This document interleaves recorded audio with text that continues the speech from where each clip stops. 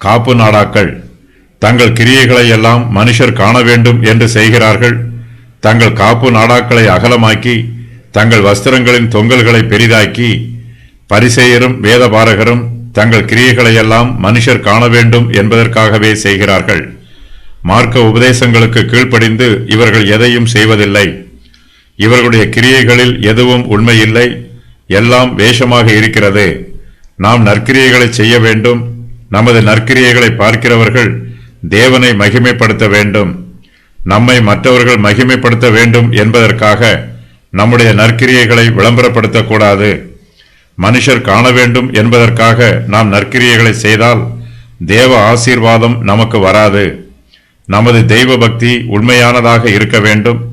பக்தியின் வேஷம் தரித்துவிடக்கூடாது. பக்தியின் வேஷத்தை தரித்து மாய்மாலமாக கிரியை செய்கிறவர்கள் எந்தவித குறிக்கோளும் இல்லாமல் ஜீவிக்கிறார்கள். இப்படிப்பட்ட மாய்மாலக்காரர்கள் 2 காரியங்களை செய்கிறார்கள். அவையாவன, தங்கள் காப்பு நாடாக்களை அகலமாக்குகிறார்கள், தங்கள் வஸ்திரங்களின் தொங்கல்களை பெரிதாக்குகிறார்கள். காப்பு நாடா என்பது ஒரு சிறிய தோல் சுருள். இதில் யாத்திராகமம் 13 2 முதல் 11 வரை உள்ள வசனங்கள், 13 11 முதல் 16 வரை உள்ள வசனங்கள், உபாகமம் 6 4 முதல் 9 வரை உள்ள வசனங்கள், உபாகமம் 11 13 முதல் 21 வரை உள்ள 4 வேத வசன பகுதிகள் எழுதப்பட்டிருக்கும். இதை ஒரு தோல் சுருளில் எழுதி தங்களுடைய முன் நெற்றி பட்டயத்திலோ அல்லது கைகளிலோ கட்டியிருப்பார்கள். இது யூதருடைய வழக்கம். பரிசேயர்கள் இந்த காப்பு நாடாக்களை அகலமாக்குகிறார்கள். அகலம் அதிகமாக இருந்தால் பரிசுத்தமும் அதிகமாக இருக்கும் என்று இவர்கள் விளம்பரப்படுத்துகிறார்கள். மற்றவர்களை விட தங்களுக்கு நியாயப்பிரமாணத்தின் மீது அதிக மதிப்பும் பக்தியும் உள்ளது என்று காப்பு நாடாக்களை அகலமாக்கி சுய விளம்பரம் செய்கிறார்கள். நியாயப்பிரமாணத்தை ஒருவர் அதிகமாக நேசிக்கும் போது அவருடைய பக்தி விருத்தி வெளிப்படுகிறது. ஆனால் தன்னுடைய பக்தியில் அவர் பெருமைப்படும் போது அவருடைய பக்தி ஒன்றுமில்லாமல் பயனற்று போகிறது. கர்த்தரிடத்தில் பயபக்தியாக இருப்பது நல்லது. ஆனால் வெளி வேஷத்திற்காக பக்தியின் வேஷத்தை தரித்துக் கொள்வதனால் எந்த பிரயோஜனமும் இல்லை. தங்கள் வஸ்திரங்களின் தொங்கல்களை பெரிதாக்குகிறார்கள். யூதர்கள் தங்கள் வஸ்திரங்களின் ஓரங்களில் தொங்கல்களை உண்டாக்க வேண்டும். இதை தேவன் அங்கீகரித்திருக்கிறார். ஓரத்தின் தொங்கலிலே இளநீல நாடாவை கட்ட வேண்டும் என்று தேவன் இஸ்ரவேல் புத்திரருக்கு நியமித்திருக்கிறார். ஏனெனில் இஸ்ரவேல் ஜனங்கள் ஒரு விசேஷித்த ஜனங்கள்.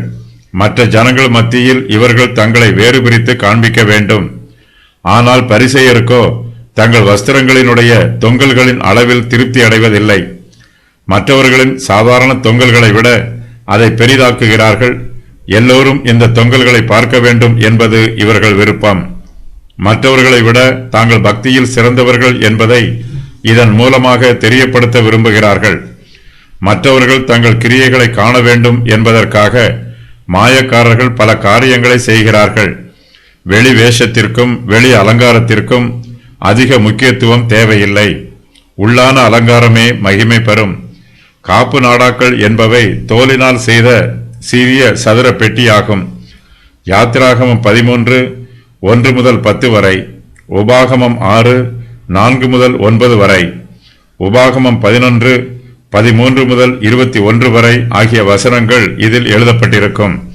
இவற்றை புருஷர்கள் கைகளிலும் நெற்றியிலும் அணிந்திருப்பார்கள்.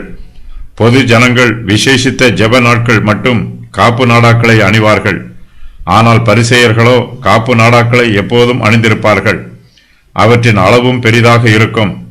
மற்றவர் காண வேண்டும் என்பதற்காக பெரிய காப்பு நாடாக்களை செய்து அணிவார்கள். அவர்கள் வசனங்களை அதில் எழுதி வைத்திருந்தாலும் அவர்களுடைய நோக்கம் தவறானது. தங்களுக்கு பெருமை சேர வேண்டும் என்பதற்காகவே இதை செய்கிறார்கள். தேவ நாம மகிமைக்காக மட்டும் நாம் கிரியை செய்ய வேண்டும். நமது சொந்த நாமத்தை மகிமைப்படுத்த முயற்சி பண்ணக்கூடாது. பரிசேயர்கள் இதை மாய்மாலமாகவும் பிசாசுகளை துரத்தும் கருவியாகவும் பயன்படுத்தினார்கள்.